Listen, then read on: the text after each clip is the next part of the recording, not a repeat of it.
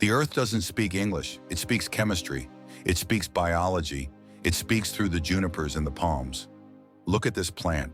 It is not beautiful, it is not rare. To most it is a weed, but beneath its roots lies a billion-dollar secret. Nature doesn't hide wealth, it signals it. You just have to listen. I'm ProGems, let's start. Pandanus candelabrum, the candelabra palm. Let's begin in the jungles of Liberia. This is the most famous indicator in history. It was discovered by Dr. Stephen Haggerty, a man who looked at the trees instead of the rocks. The Pandanus candelabrum is a stilt palm. It looks prehistoric. It has roots that prop it up like a tripod. In the dense African jungle, prospecting is impossible. The mud is too thick. The vines are too tight. But Haggerty noticed a pattern. This specific palm only grew in patches, isolated clusters. He sampled the soil beneath them. He found kimberlite every single time. Why does this plant love diamonds? It doesn't. It loves the kimberlite cocktail. The high magnesium content allows this palm to thrive, while its competitors wilt and die. It is a hyper-specialist.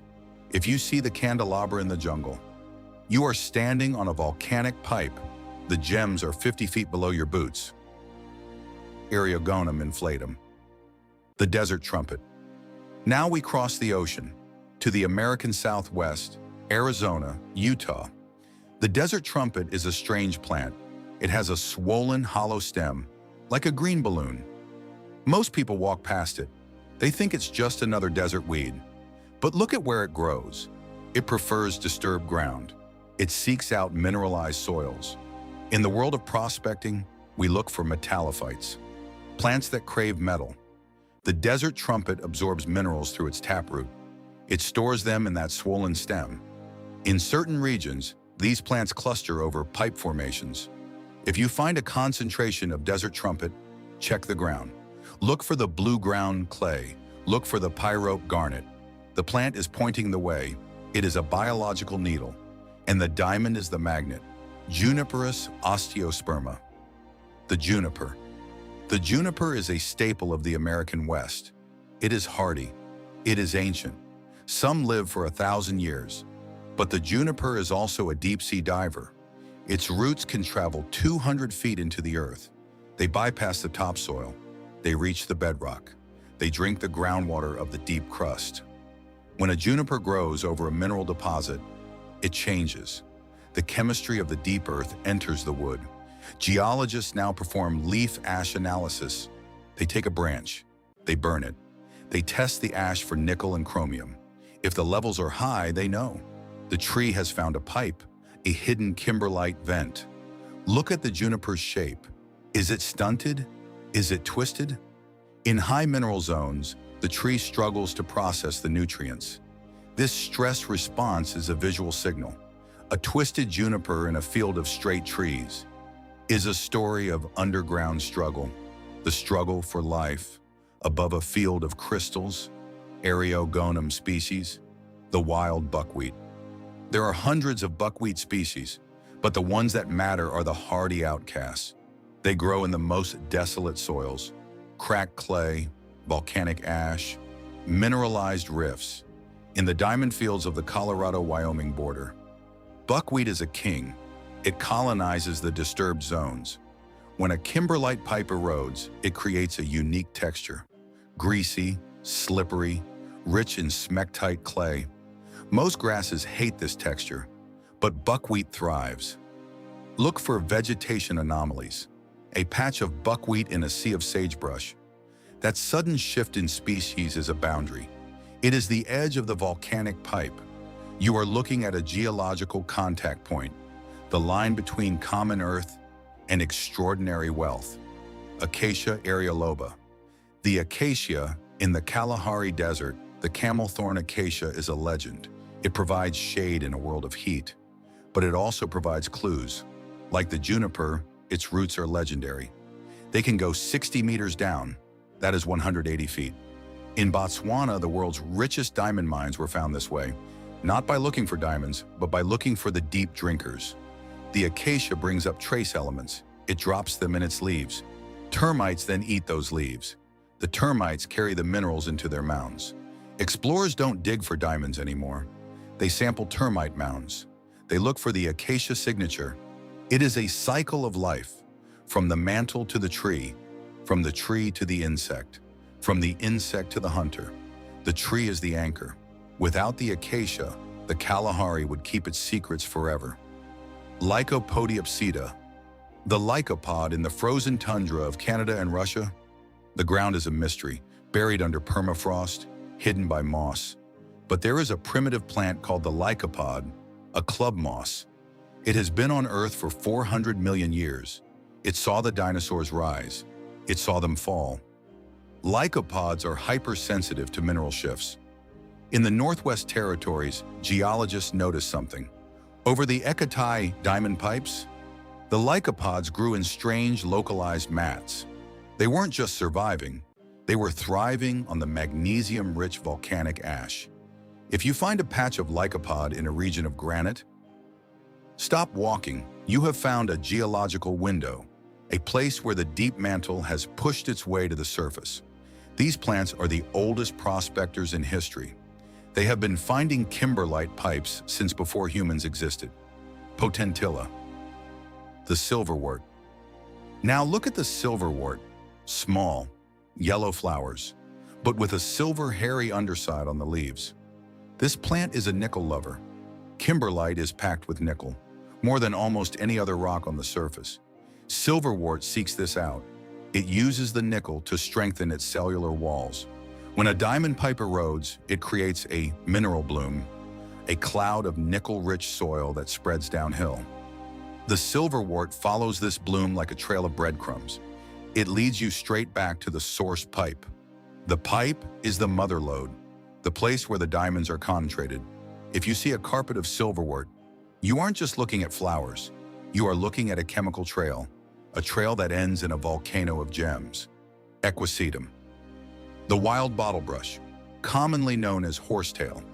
This is a living fossil. It doesn't have leaves. It has silica scales. It is essentially a plant made of glass. Horsetail requires massive amounts of silica to grow. Where do you find high-purity silica? In the volcanic vents of diamond pipes. But here's the secret. Horsetail is also a heavy metal vacuum. It sucks up gold, it sucks up platinum, and it thrives in the presence of diamond indicator minerals. In the Murfreesboro region of Arkansas, where the only public diamond mine in the USA sits, the horsetail grows aggressively in the lamproite soil. Lamproite is the brother of kimberlite. It is the other diamond bearer. If you see horsetail in a dry volcanic creek bed, nature is telling you to dig. The plant has already refined the minerals for you. It is literally built from the earth's riches. Viola culminaria. Violets are a symbol of beauty, but in the world of geology, they are a symbol of the zinc zone. Zinc is a constant companion of diamond pipes. In Europe, specifically Belgium and Germany, the yellow violet is a legendary prospector. It only grows where the metal concentration is high. Imagine a field where everything is brown. The grass is dead, the trees are bare, but in the center there is a vibrant patch of yellow flowers. That is the zinc bloom. It marks the exact boundary of the volcanic pipe. It is a botanical island. For a rockhound, this is the ultimate visual cue. You don't need to scan the whole mountain, you only need to scan the violets. They are the gatekeepers of the vault. Phoradendron, the mistletoe. This is the most unexpected indicator of all. A parasite. Mistletoe doesn't grow in the dirt. It grows on trees. So how can it find diamonds? The tree is the pump. The tree's roots go 100 feet down into the kimberlite. The tree sucks up the rare earth elements. The tree sends those elements to its branches. The mistletoe then feeds on those branches. Recent studies in Australia have shown something shocking. Mistletoe growing over mineral deposits contains 10 times more gold and indicator minerals than the tree itself. It is a super-concentrator. If you are a prospector, you don't even have to look at the ground. You can look at the mistletoe in the canopy.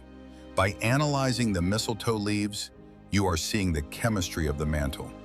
The plants are working together. The tree is the drill. The mistletoe is the sensor.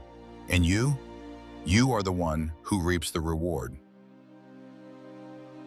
While rivers, soil, and rock formations often give clues, one of nature's most reliable indicators comes from a surprising source: plants.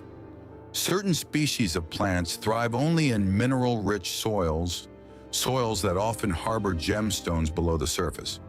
These plants act as silent locators, living markers that reveal the Earth's hidden wealth. By understanding them, prospectors can identify areas worth closer inspection without lifting a shovel. The first type of plant associated with gemstones is indicator trees. These trees are not randomly scattered across landscapes. They grow where the soil composition allows them to flourish, often drawing nutrients from mineralized ground. In some regions, tamarind, eucalyptus, and teak are noted as subtle companions to mineral-bearing soils. The explanation lies beneath their roots: the presence of mineralized gravel beds that sometimes cradle sapphires, garnets, or quartz. A seasoned prospector knows that the shade of these trees often conceals more than fallen leaves. It conceals geological history. Moving deeper into the wild, the second plant type emerges: grasses of mineral soils. Certain grasses have evolved to tolerate soils rich in specific elements also linked with gemstone formations. Tall, wiry grasses, sometimes silvery in sheen, have been observed growing across old alluvial plains. These plains, formed by the slow movement of rivers over centuries, are known to deposit crystals and gem-bearing gravels. The grass roots act as stabilizers, binding the soil, while hinting at the treasures locked beneath. Their appearance in clusters across otherwise barren ground often signals that minerals, and sometimes gemstones, lie close. The third type is more delicate, but no less telling: wildflower pioneers. Certain species of wildflowers thrive where gemstone-bearing veins rise close to the surface. Their colors often mirror the minerals beneath: vivid purples, deep reds, or unusual yellows. Not because the flowers themselves contain gems, but because their roots feed on mineral traces in the soil. Geologists have long observed this relationship in areas rich with quartz and amethyst.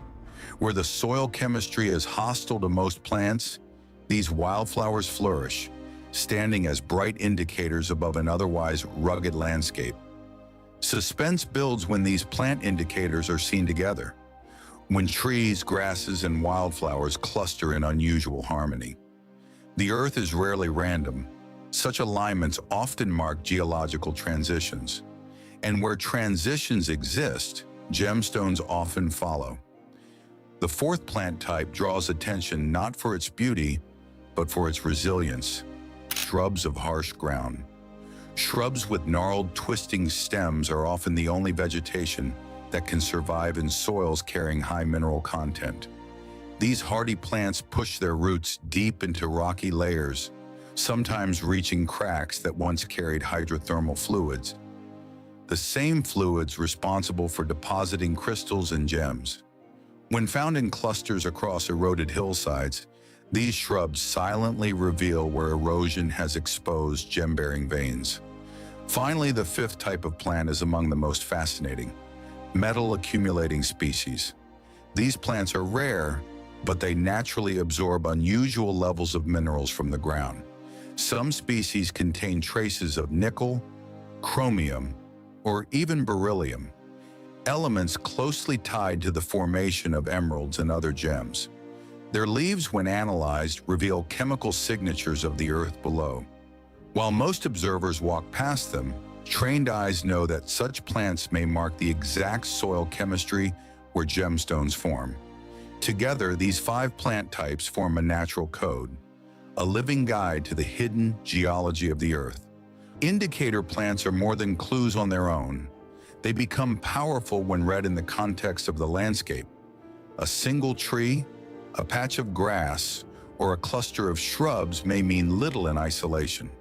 But when several of these species grow together, and when their presence aligns with water flow, mineral soils, or exposed rock, the signal becomes undeniable.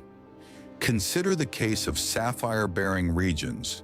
In certain highland zones, eucalyptus trees and wiry grasses grow side by side on eroded hills. Beneath these soils, the gravel beds contain corundum crystals, the mineral family of sapphires. The plants are not the treasure themselves, but their survival marks the chemistry of the ground that nurtures the gems. In areas known for emeralds, shrubs and metal-accumulating plants often dominate rocky slopes. These plants tolerate the beryllium-rich soil where emeralds are born. Their twisted, resilient growth is nature's signal that the geology beneath is unusual. When combined with quartz veins and dark shale outcrops, they paint a clear picture. This is emerald country. For garnet deposits, the evidence often lies in wildflower pioneers.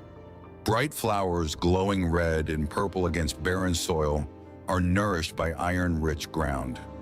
This same chemistry allows garnets to form in metamorphic rock, and erosion frees them into the gravels below. The flowers above are the heralds. The crystals below are the reward. Black sands and riverbeds add another layer to the story. When indicator plants cluster along the edges of streams, their presence reveals mineral content washed down from higher ground. These plants thrive in the mineral-rich sediment, while beneath the water, gems settle in pockets where the current slows. The connection is direct. Plants mark the chemistry, water moves a stone, and the patient prospector follows both. Of course, not every patch of unusual vegetation hides gemstones. False signals exist. Some plants adapt simply to poor soils with no connection to minerals of value. This is where knowledge sharpens the search. Geological mapping, soil study, and careful observation separate chance from certainty. The difference between wasted effort and remarkable discovery lies in reading not just the plant, but the entire environment in which it grows. The method can be summarized into a professional approach. 1. Identify the plant types known to thrive on mineral soils: trees, grasses, flowers, shrubs, and accumulators. 2. Study their patterns. A lone specimen may be coincidence, but clusters along a geological feature mean more. 3. Observe the terrain. River bends, hillsides, and eroded slopes often expose gem-bearing layers. 4. Check the soil composition. Darker, denser, or unusually gritty soils usually accompany mineral wealth. 5. Link plants with geology. Only when both signals align should a site be considered for closer study. This balance of botany and geology is what professionals rely on. It turns random searching into directed exploration, and it explains why seasoned prospectors often seem to know exactly where to look. Suspense deepens when all 5 plant types converge. Imagine a hillside where shrubs claw at mineral veins, grasses shimmer silver in the wind, wildflowers paint the ground with unnatural brightness, and towering trees rise from dark soil. This is not chance. It is nature's announcement that something valuable lies below. Across continents, this technique has repeated itself. From Asia to Africa, from South America to remote mountain valleys, plants have marked the path to discovery. They do not lie. They do not move without reason. Their very survival depends on the minerals locked within the soil, the same minerals that crystallize into gemstones. The lesson is simple, yet profound. Prospecting does not always begin with a pickaxe.